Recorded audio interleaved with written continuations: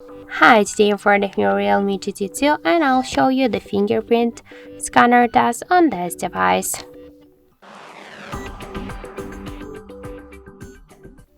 So I just set up my fingerprint to the scanner and now I'll make a couple of tries to unlock the device with my fingerprint to see how fast this feature is and does it works.